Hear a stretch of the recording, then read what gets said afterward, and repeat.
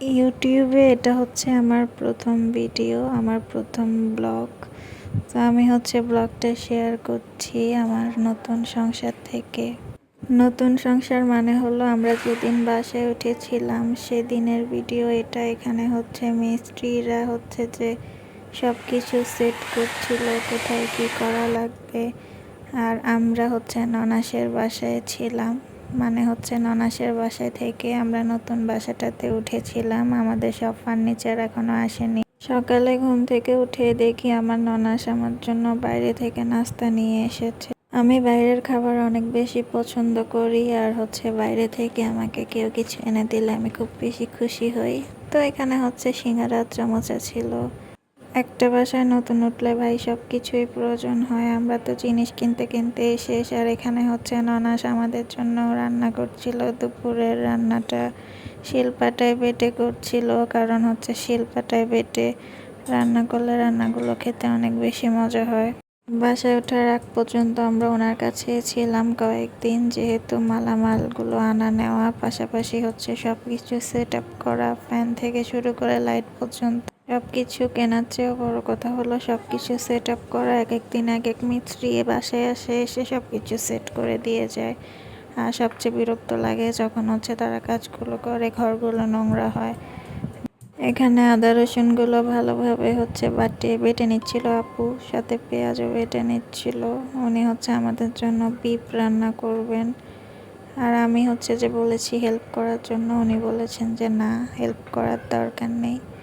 তো আমি আর কি করব, আমি হচ্ছে দাঁড়িয়ে দাঁড়িয়ে ভিডিও করছিলাম। আর এখানে হচ্ছে সবগুলো আস্তে আস্তে উনি বেটে ফেলছিল সব মশলা। এক একজনের রান্নার স্টাইল এক এক রকম, আপুর রান্নার স্টাইলটাও সম্পূর্ণ আলাদা। আপু হচ্ছে এখানে সবগুলো মশলা হাতে নিয়ে মেখে বসিয়ে দিবে। অনেকে মেখে রান্না করে, অনেকে কষিয়ে রান্না করে, তবে আমি বেশিরভাগই কষিয়ে রান্না করি। কষিয়ে রান্না করতে আমার অনেক ভালো লাগে। মশলার পরিমাপটা বোঝা যায়, এমনিও বোঝা যায়, বাট আমার কাছে ওভাবেই ভালো লাগে। সব রকমের মশলাপাতি দেওয়া শেষ, এবার হচ্ছে এগুলো বসিয়ে দিবে। আর বাটা মশলাগুলো এখনো দেয়নি, ওগুলো দিয়ে দিবে। তো আমি হচ্ছে যে রান্না করতে করতে হচ্ছে আপু আমি একটু ভিডিও করেছিলাম। আসলে মেয়েদের জীবনটাই এমনই, যখন যেখানে যায় সেখানে তাদেরকে মানিয়ে নিতে হয়। মানিয়ে নিতে নিতে আর মেনে নিতে নিতে একটা সময় তাদের জীবনটাই শেষ হয়ে যায়। তাই আমার মনে হয় প্রতিটা মেয়েরই নিজের কিছু করা উচিত, তাহলে হচ্ছে যে সে জীবনে কি মানে শান্তিতে থাকতে পারবে। আর হাজব্যান্ড যতই ভালো হোক, শ্বশুরবাড়ি যতই ভালো হোক, তাও নিজেকে হচ্ছে একটু স্বাবলম্বী হওয়া উচিত, নিজের শখগুলো পূরণ করার জন্য হলেও। যেহেতু আমি ফার্স্ট টাইম ইউটিউবে হচ্ছে যে ভিডিও দিচ্ছি, আমি হচ্ছে একটু নার্ভাস ফিল করছি। ভুল ত্রুটি হলে সবাই একটু মেনে নেবেন, কারণ ওই যে বললাম নার্ভাসনেসের কারণে হচ্ছে যে ভয়েসটাও দিতে পারছি না ঠিক মতে। আর এখানে রান্না করা অবস্থায় আপু যখন মশলা দিচ্ছিল, বাতাস এসে সবগুলো মশলা উড়ে নিয়ে যাচ্ছিল, তখন উনি হচ্ছে গ্লাসটা দিয়ে দিয়েছে। আর সবার হাতে কিন্তু বিফ রান্নাটা মজা হয় না, কিন্তু আপুর হাতের বিফ রান্নাটা অনেক বেশি মজা। আপু এটা রাইস কুকারে দিয়ে দিয়েছে। আর দেখেন বিফের কালারটা কত সুন্দর এসেছে।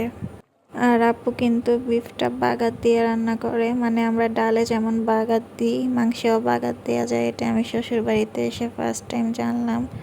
আমরা কখনো বাগার দিয়ে রান্না করি না। দেখেন মাংসটা অনেক সুন্দর হয়েছে, কালারটা প্লাস খেতেও ভালো হয়েছে। পাশাপাশি কাবাব ভেজে নিচ্ছিল। কাবাবগুলো আপু তৈরি করে ফ্রিজে ফ্রোজেন করে রেখে দেয়। কাবাব বানানোটা আমি ওনার কাছ থেকেই শিখেছি। তো আমাদের আজকে দুপুরে খাবার ছিল এগুলোই, পোলাও, তারপরে বিফ আর কাবাব। আমরা যেহেতু অনেক দিন থাকবো, পাশাপাশি একটা বড়া ছিল, কিসের জানি আমি জানি না আসলে। আর এইদিকে হচ্ছে আমাদের বাসার সব ফার্নিচার হচ্ছে একটু একটু করে আসা শুরু করেছে। এখানে খাটটা এসেছে আমার শাশুড়ির রুমে, তো এটা হচ্ছে সেট আপ করবে। আমি ভাবছিলাম যে খাটটা কবে সেট আপ করবে, কবে সবগুলো ফার্নিচার সেট আপ করবে, আর কবে বাসাটা হচ্ছে যে আমি গুছাতে পারবো, এগুলো ভাবতেছিলাম। আর এই দেখেন এখানে হচ্ছে যেমন তেমনভাবে ফার্নিচারগুলো সবগুলো পড়ে আছে। এগুলো হচ্ছে অনেক আগের ফার্নিচার, আমার শাশুড়ি বানিয়েছিল। তো আমি যেহেতু এসে গেছি, এখন আমি আমার মতো করে পছন্দের ফার্নিচার বানাবো। আর এখানে হচ্ছে আমি টুকিটাকি কিছু বাজার আমি আর আমার ননাস মিলে গিয়ে করেছিলাম বাসার জন্য। আর আমার শ্বশুর বলছিল যে বাসায় ওঠার আগে একটা মিলাদ পড়িয়ে নিতে, আর এখানে হচ্ছে মিলাদের জন্য জিলাপি আনা হয়েছিল। আমার ভিডিওগুলো কেমন লাগে অবশ্যই কমেন্ট করে জানাবেন, আর হচ্ছে আমাকে সাপোর্ট করবেন। আজকের ভিডিওটা এ পর্যন্তই।